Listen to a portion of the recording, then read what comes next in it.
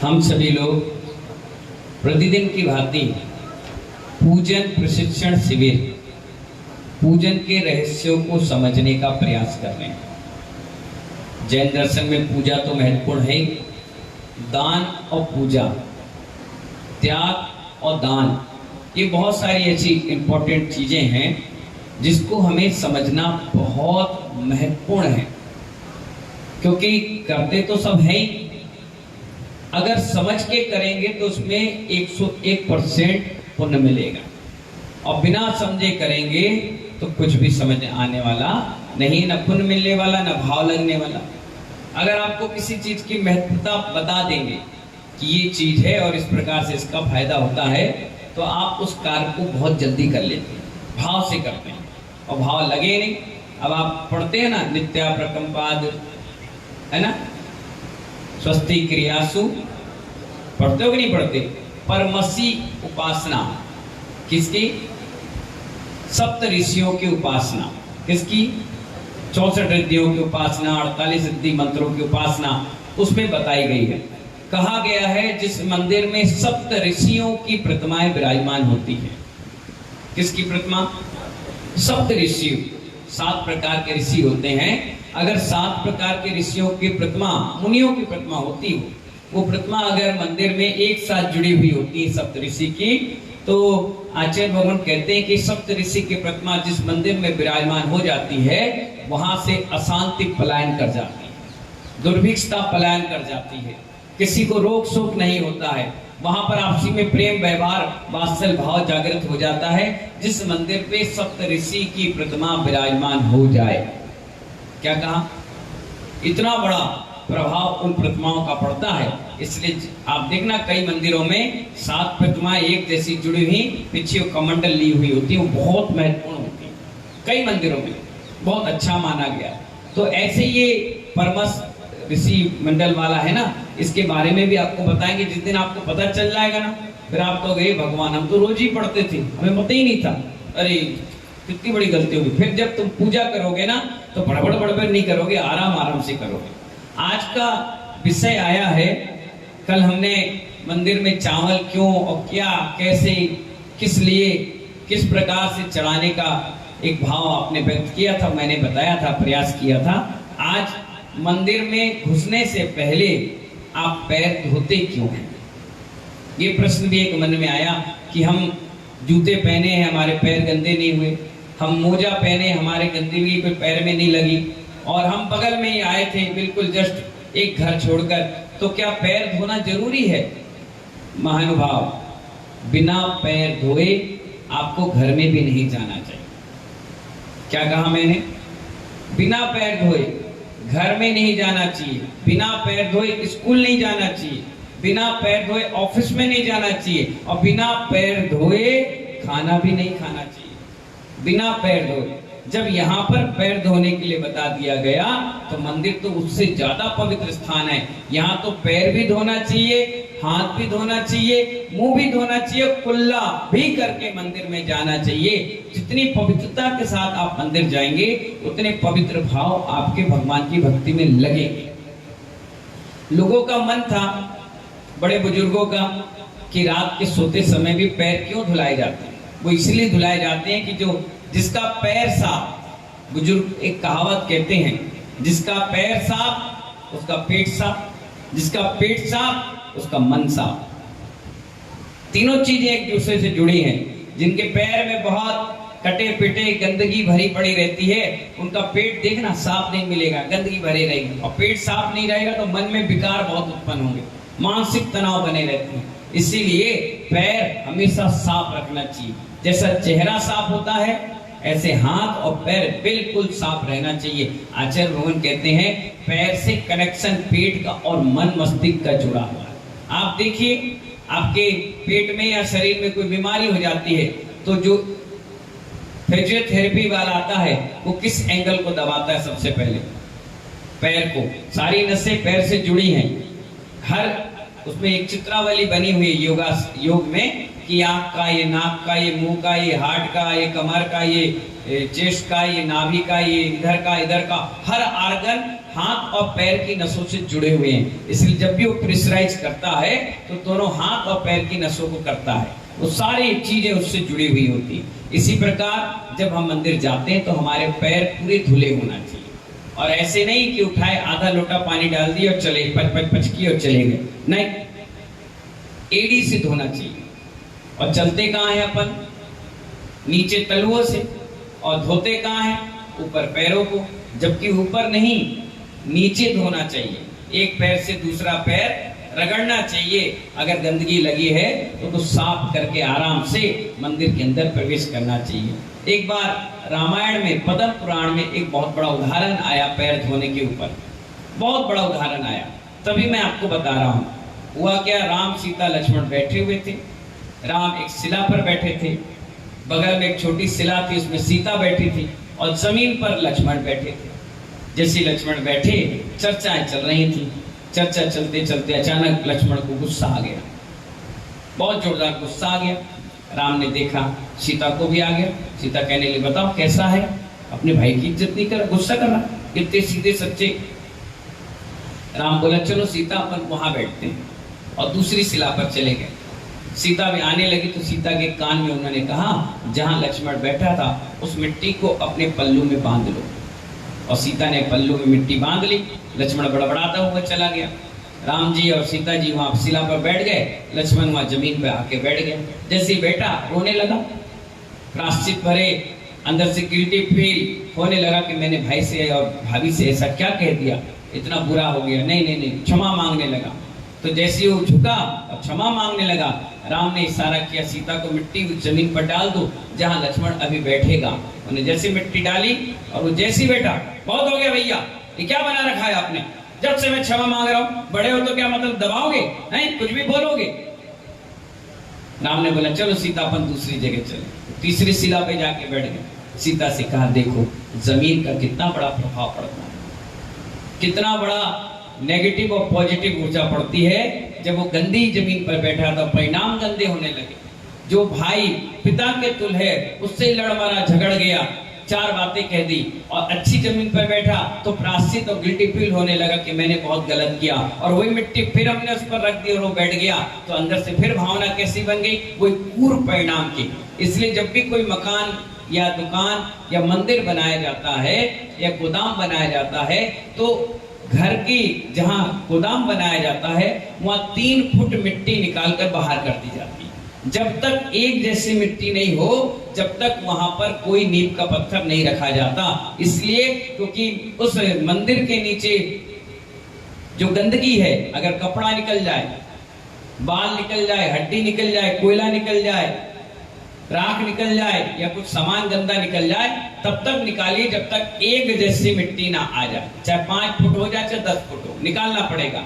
और अच्छी जमीन, सुगंधता देने वाली जमीन पर ही मंदिर बनाए जाते हैं, घर बनाए जाते हैं, दुकान बनाई जाती है, जिससे आप वहां बैठो तो उसकी पूरी ऊर्जा आपके मन मस्तिष्क पर टच करे और आपका मन लगे। कई मकान ऐसे, कई मंदिर ऐसे जहां जाने के बाद मन ही नहीं लगता, और कई ऐसे मंदिर जहां बार बार जाने का मन लगता है। क्यों? क्योंकि वहां पर जो वास्तु के हिसाब से उसकी भूमि पूजन और भूमि शोधन किया गया है, वो बिल्कुल एक्यूरेट किया गया है। अब क्या होता है, इसीलिए मंदिर में पैर धोकर जाना चाहिए। पैर धोकर जाओगे, साफ रहेगा, और जैसे आप मंदिर में घुसोगे तो आपका मन पूजा पाठ जाप में लगेगा। वैसे ही 24 घंटे आप पाप क्रियाओं में आरंभ सारंभ में रहते हैं, तो कम से कम आधा घंटा आप शुभ क्रियाओं में रहो। इसीलिए क्रिया बताई गई कि आप पैर धोकर जाएं। अब आप बोलोगे हम नहीं धोएंगे, तो एक काम करना, एक दिन मत धोना और एक दिन धोना।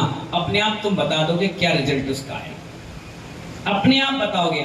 हमारे कहने का कोई औचित्य नहीं है, आप तो अपने आप खुद ही परीक्षक हो और खुद ही उसके निरीक्षक हो।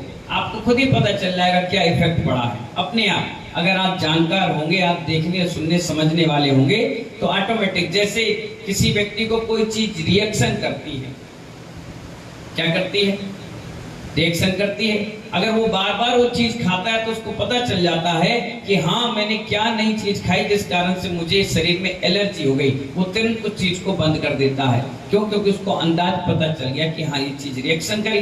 ऐसे ही महानुभाव मंदिर जाओ, एक दिन बिना पैर धोए जाओ, आपको पता चल जाएगा, और एक दिन धोकर जाओ तो पता चल जाएगा। फिर आप कभी जिंदगी में कहोगे कि नहीं, जिद्द ही नहीं करोगे, नहीं हमने पैर धो लिया, नहीं, अच्छे से धोइए, डले डलाए पानी पर पैर मत रखिए, कच्चा पानी होता है, कहाँ कैसा क्या गंदगी डली, बिल्कुल साफ धोइए। इसका उदाहरण त्रिलोकपनिर्ति ग्रंथ में आया एक राजा का। एक और उदाहरण सुन लीजिए पैर धोने पर। राजा जब मंच पर बैठता था तो उसको खुजली होती थी, पूरे शरीर में खुजली होती थी, और मंच पर बैठा कहीं आंख हो जाए, कहीं आंख हो जाए, कहीं आंख हो जाए। उसकी रानी कई बार टोकती थी कि क्या कर रहे हो आप, अच्छा नहीं लगता, इसका इलाज कराओ। सैकड़ों बैग हकीम, दवाई, दुनिया भर का उन्होंने लोशन वगैरह सब कुछ लगा लिया, लेकिन उनकी खुजली ठीक नहीं। आखिरकार एक मुनिराज के पास वो गए और पूछा कि हे मुनिराज, एक बात तो बताइए कि मेरे शरीर में खुजली क्यों होती है। उन्होंने, ज्ञानी थे महाराज, उन्होंने कहा सुनो, आज से पहले तुम एक किसान थे, इस भाव से पूर्व में क्या थे, किसान। और किसान का एक नियम होता है कि जब भी उसके यहाँ अनाज उगता है तो पहला बाली लाकर भगवान के चरणों में चढ़ाता है, अपने देवताओं के चरणों में चढ़ाता है, फिर पूरी बाली को बना करके बाजार में बेच देता है। ऐसा नियम था। तो ये भी किसान मुनि भक्त था, भगवान का जिन भक्त था, तो इसने थोड़ी सी बाली तोड़ी और जाकर के मंदिर में चढ़ा जाता था। एक बार जब चढ़ाने की बारी आई तो जब खेत से बैला गाड़ी में लेकर आ रहा था तो लेट हो गया। लेट होने के कारण वो हाथ पैर धोकर के तैयार नहीं हो पाया, गंदे पैर लेकर के सीधे मंदिर में घुसा चलाया। कीचड़ से सने हुए थे, ऐसे चलाया, पानी की व्यवस्था नहीं थी, जो भी नहीं था, और अंदर आया, बाली चढ़ाया, भगवान पर मुस्तु किया और चला गया। बाली चढ़ाने मात्र से वो राजा बना। क्या बना? त्याग की भावना थी, तो त्याग की भावना से राजा बना। लेकिन पैर गंदे मंदिर में प्रवेश सिर्फ एक बार, कितनी बार? एक बार पैर गंदे करके वो मंदिर चला गया, उस कारण से उसके पूरे शरीर में खुजली होगी, जिसे कहते हैं चर्म रोग। क्या हो गई?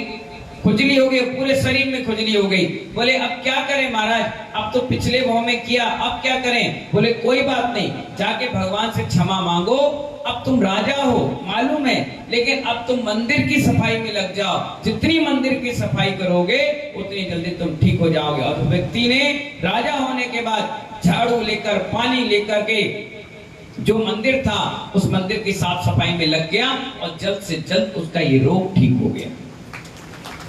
जहां गंदगी की वहीं सफाई करना पड़ता है। चप्पल पहन के आ जाते हैं कुछ लोग, हगीज पहनकर पहुंच जाते हैं।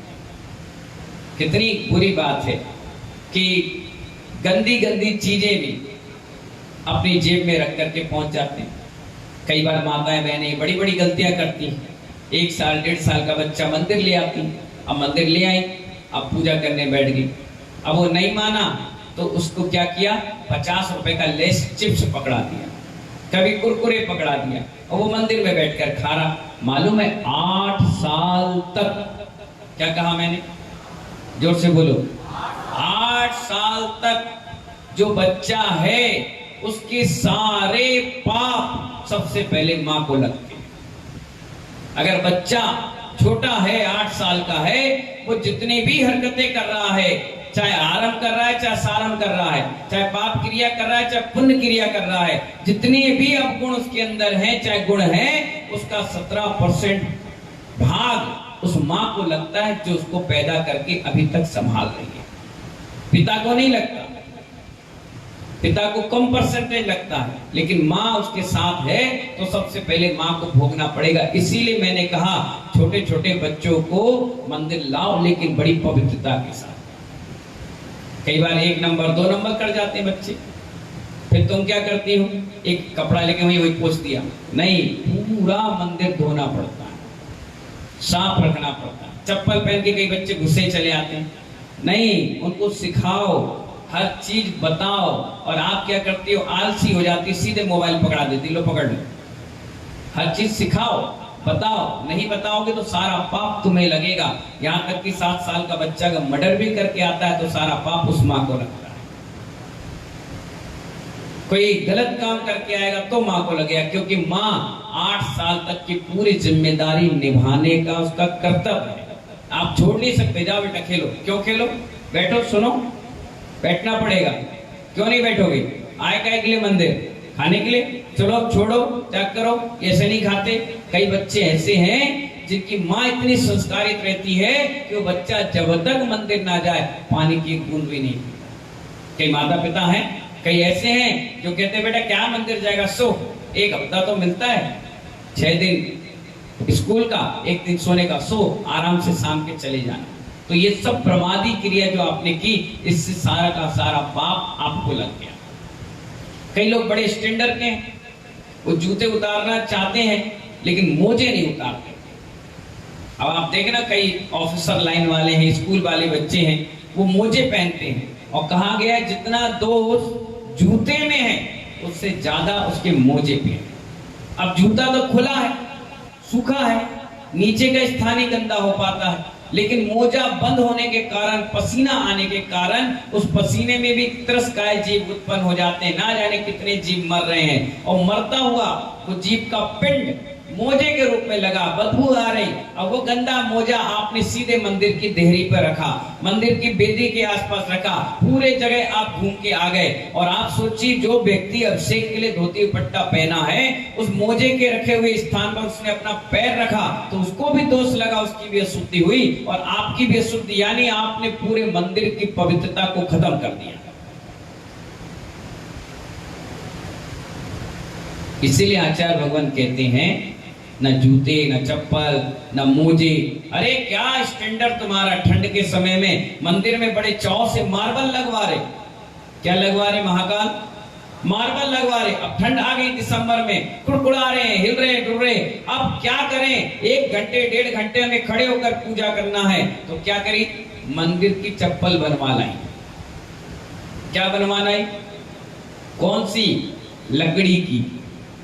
काय की? जिसे आप खड़ाउल कहते हैं। अब वो पहन करके एक रस्सी बांधकर पैर में पूजा कर रहे। हमने देखा, हमने पूछा क्या कर रहे हो? बोले लकड़ी की चप्पल है। मैंने कहा एक काम करो, सोने की भी बना लो, और कोई तुम्हें सोने की चप्पल मारे तो पेपर में क्या आएगा कि व्यक्ति ने चप्पल खाई। कौन सी? चप्पल तो चप्पल है, चाहे सोने की बनाओ, चाहे हीरे की बनाओ, चाहे लकड़ी की बनाओ, चाहे खड़ाउल की बनाओ, चाहे किसी की भी बनाओ, चप्पल तो चप्पल है। और पैर तो पैर है। पैर अगर चींटी पर भी रखोगे ना तो अपने आप एहसास हो जाता कि चींटी दब रही है। आप देखना कई बार पैर अचानक करके हटाओ, अरे कोई था मतलब क्या था? जीभ था। और चप्पल रखोगे तो पता चलेगा। नहीं मालूम। ये चप्पल संस्कृति हमें नहीं लाना।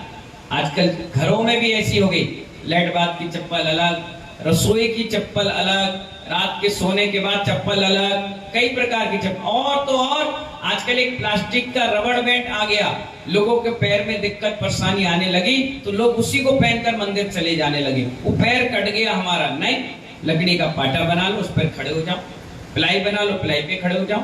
बहुत सारी चीजें हैं, आप आराम से कर सकते हैं। चप्पल संस्कृति नहीं ला सकते। इसलिए आचार्य भगवान कह रहे हैं कि मंदिर पे पैर धोकर जाएं, मोजे पहनकर ना जाएं, और किसी प्रकार की ऐसी संस्कृति पैदा ना करें जो आगे जाकर आगम बन जाए। उनने पहना तो हमने पहना, हमने पहना तो उनने पहना। अरे हमारे दादा 30-40 साल से पहन रहे। नहीं मालूम भाव, अगर दादा खाई में गिरेंगे तो नाती पोता भी क्या खाई में गिरे? नहीं, ये चप्पल संस्कृति हमारे यहाँ का कोई रिवाज नहीं है। आपको पूजा करना है करिए, आपको अभिषेक करना है करिए, आपको बैठना है बैठिए, ना बैठे बहुत अच्छी बात, लेकिन ऐसी क्रिया ना करें जिससे आपको पुण्य की जगह पाप का आश्रय हो जाए और जिंदगी भर के लिए रोएं। इसलिए मंदिर में इस प्रकार के काम नहीं करना चाहिए। आप देखिए गुरुद्वारा में लोग चप्पल अगर उतार कर चले जाते हैं तो लोग उस स्थान को धोते हैं, पवित्र करते हैं। उनके भाव देखो कितने सुंदर पवित्र भाव रहते हैं। आज तक कभी सुना गुरुद्वारा में कोई लड़ा? आज तक सुना कोई मस्जिद में लड़ा? आज तक कोई सुना मंदिर में लड़ाइयां हो रही हैं, पुजारी लड़ रहे हैं? और आपके यहाँ रोज भगवान को विराजमान करने के बाद भी शर्म नहीं आती आप लोगों को, वही लड़ मारते हो, झगड़ जाते हो। जबकि कहा गया भगवान के आगे तो बिल्कुल मौन रहना चाहिए। आपको कोई धक्का भी दे देना तो बोलना कोई बात नहीं, अगर कोई गाली भी दे दे बोले कोई बात नहीं, अगर थप्पड़ भी लगा दे बोले कोई बात नहीं, क्योंकि पूजा ही समता का सबसे बड़ा रूप है। अब पूजा के बाद तुम्हें सूजा सी लगे तो पूजा क्या मतलब है? अगर समाइक करने के बाद भी हमें गुस्सा आने लगे तो हमारी समाइक बेकार है ही। ऐसी आपकी पूजा के बाद आपकी कसाय बढ़ा करिए तो समझो आपकी पूजा बेकार, आपने सिर्फ औपचारिकता की है, अंदर से रियलिटी लाई नहीं। इसलिए महानुभाव आचार्य भगवान कह रहे हैं कि मंदिर जैसे चप्पल उतार देते हो, पैर धो देते हो, ऐसे अपने मान को और कसाय को धोकर अंदर जाना चाहिए। अगर मंदिर में कोई आपसे कह दे और अध्यक्ष जी जय जिनेन्द्र, बोले चुप, मैं यहाँ भगवान का भक्त हूँ, अध्यक्ष जब हूँ जब कोई कार्यक्रम होगा तब, कोई कार्यक्रम करना होगा, व्यवस्था बनाना हो तब मैं अध्यक्ष हूँ, अन्यथा जैसे तुम हो ऐसे मैं हूँ। इससे तुम्हारे अंदर मान कसाय डाउन हो जाएगा, बिल्कुल नॉर्मल हो जाएगी। आपकी थाली में से किसी ने बादाम उठा लिया, लड़ने की जरूरत नहीं। किसी ने चावल उठा लिया, कोई बात नहीं, वो खाएगा क्या? बताओ भाई, रामजी लाल जी क्या बताओ?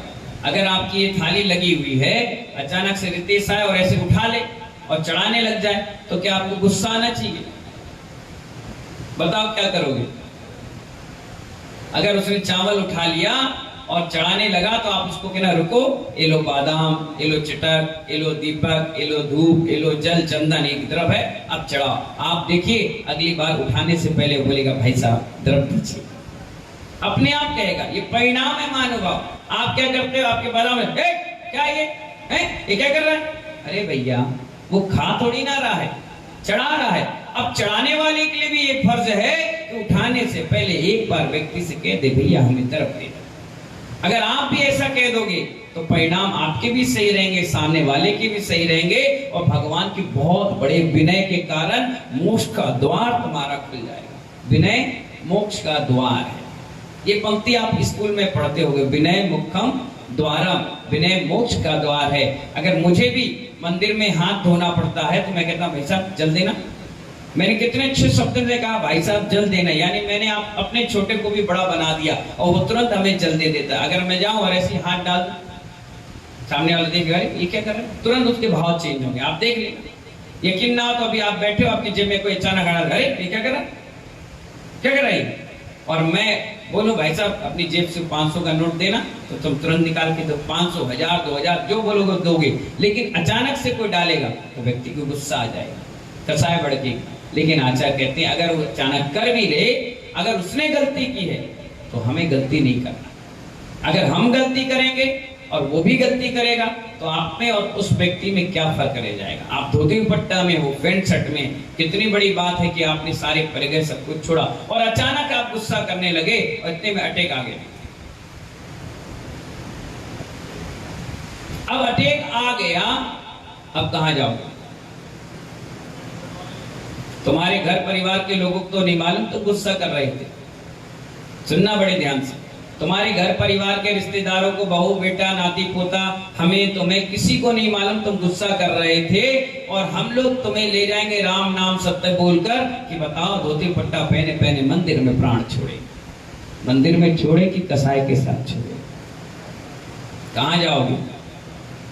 धोखा कर रहे हो तुम अपने आप से, बहुत बड़ा छल कर रहे हो अपने आप से, और ये छल कब तुम्हें कहां से ले जाए कोई भरोसा नहीं। इसलिए महानुभाव पूजा बड़े पवित्र भावों के साथ करें, हाथ पैर धोएं, बड़े सुंदर तरीके से मंदिर में प्रवेश करें, किसी से मतलब ना रखें। जितना मतलब रखोगे उतना ज्यादा आपका नेटवर्क कम आएगा। वाईफाई होता है, वाईफाई घर में अगर लगा है और 50 लोग उसमें अपना पासवर्ड डाल के चालू करेंगे तो सबके मोबाइल कैसे हो जाते हैं? स्लो हो जाते, चल नहीं पाती। वही 2 और 3 व्यक्ति चलाएं तो बड़ा फास्ट चलता। लोग कहते हैं नेटवर्क बहुत कमजोर आ रहा है। कनेक्शन ज्यादा होगा तो नेटवर्क कम आएगा, और जितना ज्यादा तुम्हारे विकल्प होंगे दुनिया भर के, उतना ही तुम्हारा मन मंदिर में कम लगेगा। इसलिए निर्विकल्प होके जाओ, चुपचाप मतलब ही रख लो, भगवान की खूब भक्ति आराधना पूजा पाठ करिए और चुपचाप घर आ जाओ। अगर किसी से बात भी करना है तो पूरी पूजा पाठ के बाद आराम से बैठिए, क्या करिए, आराम से बात कर लीजिए। आपका मन है करने का, ठीक है, गुदगुदी हो रही है पेट में, पेट की गैस निकालना ही है तो आराम से निकाल लीजिए। कब? जब पूरी पूजा हो जाए तब। मौन रहिए, बोलिए मत। अगर शब्द भी निकले तो सिर्फ भगवान की पूजा अभिषेक पाठ के, इसके अलावा कुछ भी मत करिए, और बड़े लहजे से, प्रेम से, नम्र स्वभाव से बात करिए। लगेगा कि आप पढ़े लिखे हैं, लगेगा आप बहुत अच्छे समताधारी हैं, पूजा पाठ करने वाले हैं। धार्मिक व्यक्ति कभी चिल्लाता नहीं, धार्मिक व्यक्ति कभी लड़ता नहीं। वो कहता ठीक है, तुम जानो, तुम्हारा काम जाने, अपन तो अपना मस्त आराम से पूजा पाठ करके वो निकल जाता है। इसीलिए मानवाव आपसे कहना है, बहुत सुंदर तरीके से हाथ पैर धो करके प्रवेश करिए। और जैसे पानी से हाथ पैर धो लेते हैं, इसी प्रकार सारी कसाय को छोड़ करके अंदर प्रवेश करें। आराम से अपने धोती पट्टा पहने और भगवान के भजन में लगे। ये आचार्य भवन कह रहे हैं हमसे, पैरों का संबंध सीधा मस्तिष्क से होता है। कभी कभी आंखों और पेट आदि में दर्द होने पर पैर के तलवे दबाए जाते हैं। किसके पैर? पैर के तलवे दबाए जाते हैं, जिससे आंखों में जलन, पेट में दर्द सब शांत हो जाते हैं। आपने यह भी सुना होगा कि रात्रि में डरावने सपने आते हैं। उन्हें बुजुर्ग लोग समझाते हैं कि रात्रि में पैर धोकर सोना चाहिए। इन सब बातों से प्रतीत होता है कि पैरों का पूरा संबंध हमारे माइंड से है, मस्तिष्क से है। ऐसी स्थिति अगर पैरों में अशुद्धियां आदि लगी रहती हैं तो निश्चित ही है मानसिकता यानी मानसिक विचार अशुद्ध उपलब्ध होते हैं।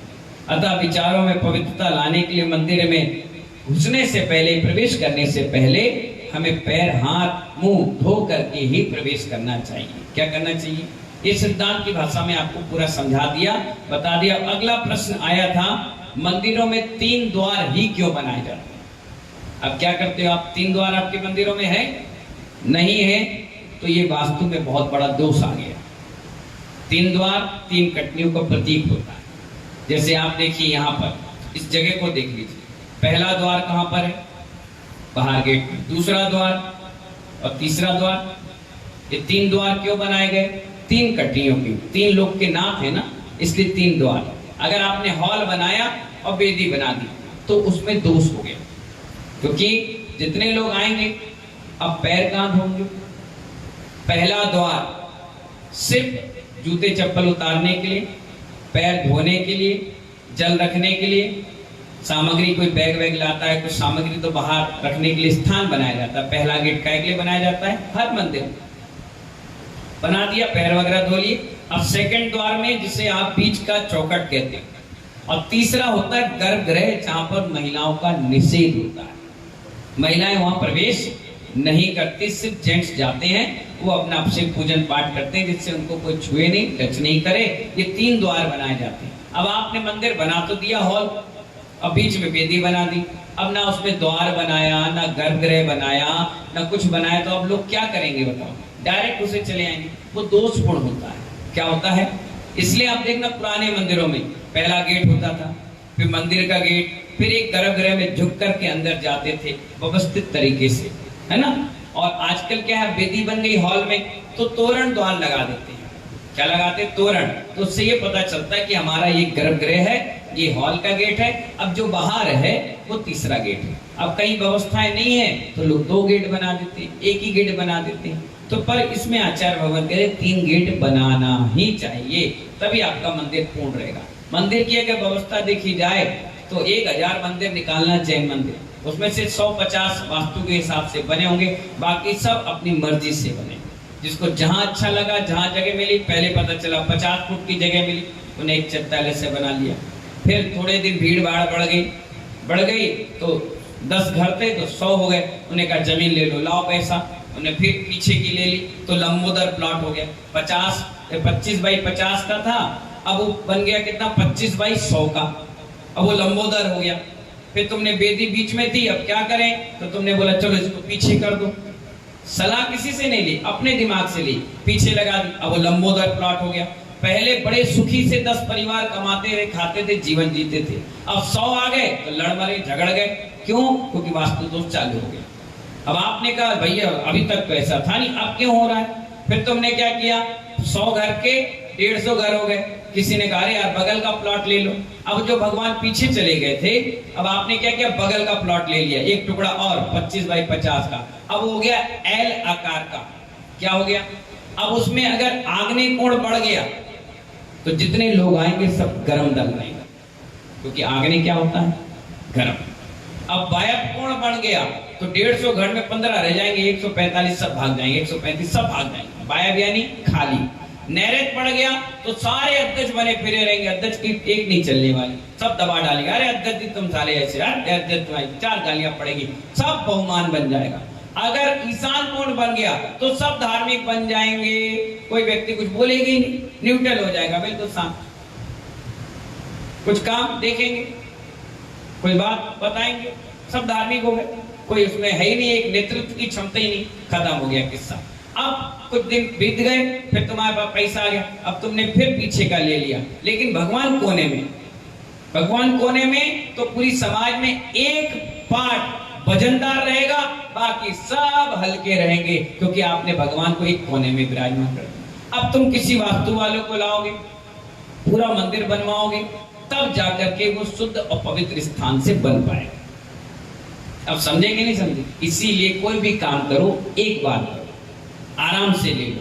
भाई 25 बाई 50 का था, शांति से चल रहा था, पहले एक टुकड़ा ले लो, फिर दूसरा ले लो, फिर तीसरा ले लो, फिर उसको गिराकर बड़े सुंदर तरीके से व्यवस्थित मंदिर को मंदिर की तरह से बनाओ, जिससे समाज के सभी लोगों के लिए वो हितकारी हो। क्या हो? हितकारी हो, अहितकारी नहीं हो। एक भी ईंट गलत लग गई तो सारी समाज को उसको भुगतना पड़ता है, ये तो नियम है। हल्का सा भी कुछ मूर्ति में इफेक्ट आ गया, वेदी में आ गया, मंदिर की देहरी, यहाँ तक कि सीढ़ियां भी महानुभाव गिन के बनाई जाती है, और तुम क्या करते हो? अभी इटावा में था मैं, एक व्यक्ति ने मकान लिया, मोहल्ले ठीक ठाक मिल गया, हमने मकान ले लिया, 30-40 लाख रुपए का मकान ले लिया। लेते ही उन्होंने, मैं वहां से निकल रहा, बोले आरती करना महाराज, बात पर छाल करना, मैंने कर लो। वो करने लगे, मेरी तुरंत निगाह गई, 1 2 3 और 4। मैंने कहा मकान आपने लिया? बोले हाँ। मैंने किससे लिया? बोले थे। मैंने कहा उनका कोई कुंडली निकाल के देखिए, कौन थे क्या नहीं थे। बोले महाराज जी मंदिर चलेंगे तब बात करेंगे। तो मैं धर्मशाला में आ गया, बैठ गया। मैंने कहा बताओ भाई। बोले महाराज जी एक इनके परिवार का मुखिया था, वो आत्महत्या कर लिया था। मैंने कहा फिर? बोले 2-3 साल तक खाली पड़ा रहा, अब वो चले गए यहाँ से, बेचारे दुखी हो रहे थे कि पिताजी चले गए, तो वो चले गए। तो 40 लाख का माल हमें 30 में मिल गया, तो हमने खरीद लिया। मैंने कहा तुम भी मरने की तैयारी करो। हैं? हम क्यों करेंगे? हम क्यों करेंगे? हमने कहा तुम भी तो मुखिया हो। अरे हाँ, बन जाओ दुखिया। बोले क्यों? मैंने सीढ़ी देखो, सीढ़ी और पीढ़ी दोनों साथ साथ चलती है, गड़बड़ सीढ़ी तो गड़बड़ पीढ़ी। ये क्यों? मैंने कहा 1 2 3 1 2 3 ऐसी होती सीढ़ियां, ऐसी नहीं होती 1 2 3 4 5 1 2 4 5 8, ऐसे नहीं होती, सिस्टम से होती है। चाहे बड़ी बनाओ चाहे छोटी बनाओ, सीढ़ी गिनती की बनेगी, पहली देव की, फिर यम की, फिर मनुष्य की, पहले देव की, फिर यम की, फिर मनुष्य की। अगर गिनती की सीढ़ियां गड़बड़ हो गई तो आपकी पीढ़ियां खत्म कर देगी। क्या कर देंगी? पीढ़ियां खत्म कर देंगी। इतना खतरनाक होता है। 1 2 3 रहेंगी तो महानुभाव मंदिर में भीड़ बने रहेगी। 1 2 3 4 रहेंगी, मंदिर में अतिशय चमत्कार रहेगा। 1 2 3 4 5 रहेंगी तो नियम से उस समाज का मुखिया मरेगा, बीमार पड़ेगा, या ऐसी स्थिति में चला जाएगा कि ना कोई उठा पा रहा ना कोई उसको बैठा पा रहा। इतना प्रभाव पड़ता है सीढ़ियों का। इसलिए घर की, मंदिर की, कभी भी आप देखना, आप शादी की स्टेज भी देखो तो उसमें 1 2 3 चौथी नहीं होती, और जिसमें चौथी 5वीं बढ़ जाती है तो वहां सिस्टम गड़बड़ होना चालू हो जाता है। इसीलिए क्या बनाना चाहिए? सीढ़ियां 1 2 और 3, ठीक है ना? इसका भी नाप है, पूरी डिटेल अभी पूजन शिविर में पढ़ाऊंगा तो उसमें एक एक चीज आएगी। तो मैं अंदाज से आपको बता रहा हूँ कि कहाँ कहाँ अपन गलती करते हैं। तो आचार्य भगवान कहते हैं 3 गेट का मंदिर होना चाहिए। कितनी गेट का? 3 से 4 गेट नहीं होते, ऐसे बीम होते हैं गिनती के, 1 2 और 3, चौथा बीम नहीं होता। क्या नहीं होता? हाँ, बीम भी गिनती के होते हैं कि 1 बीम 2 बीम 3 बीम, ठीक है। 3 के बाद फिर अलग 1 2 3 1 2 3, उसमें भी पूरा सिस्टम बनाया गया है। ऐसे ही मानवता चढ़ने की हर चीज का सिस्टम बनाया गया है। अगर सिस्टम से खिलवाड़ करोगे तो दोषपूर्ण हो जाओगे। क्या हो जाओगे? ऐसी कटनी भी है भगवान की वेदी पे, जिसपे पैर रख के आप चढ़े वो कटनी का हिस्सा नहीं आता, वो पीठिका होती है। और जो 3 हिस्से आते हैं वो गिनती आती है। लोग क्या करते हैं 1 2 3 हो तो गया, नहीं, गड़बड़ कर दिया आपने, वो 2 की गिनती में आएगी। तीसरी आपको बनाना ही पड़ेगी। एक में भगवान मुल्ला है और कोई नहीं, दूसरे में सारे भगवान, तीसरे में अष्टप्रत्याहार, मंगल द्रव्य, यंत्र वगैरह जो रखना, पंचमेरु वो रखिए, और चौथी वो होती है जिसपे खंबा लगा होता है, उस पे अपन चढ़ते हैं, चढ़ने के बाद भगवान उठा कर देते हैं, बैठते हैं या साफ सफाई करें उस पे, जिसपे आप पैर रख लिए वो पीठिका नहीं हुई, वो तो संदली कहते हैं, बैठने का स्थान कहते हैं। कई आप मंदिर देखना, आप ग्वालियर जाओ चंपा बाग में, वहाँ बड़ा सा प्रांगण बनाया गया, उसमें बैठते हैं और 3 पीठिका अलग होती है। पुराने मंदिर आप उसी वास्तु के हिसाब से होते हैं, ठीक है ना। तो आज 2 सब्जेक्ट आप समझ जाइए, पैर धोना क्यों चाहिए, ठीक है, दूसरा मंदिर के 3 द्वार, बस। इसके अलावा बाकी सब्जेक्ट कल आपको बताएंगे। मंदिर में प्रवेश करते ही क्या बोलें, घंटा क्यों बजाएं, और गर्भगृह होता क्या है, क्यों होता है, क्या रीजन है उसका, सारा वैज्ञानिक हिसाब से, और क्यों बनाया जाता है, ये 4-5 प्रश्नों का आंसर कर देंगे, ठीक है ना। समय आपका हो गया, जब तक के लिए जय बोलिए आचार्य गुरुवर विराट सागर जी महामंडराज की जय।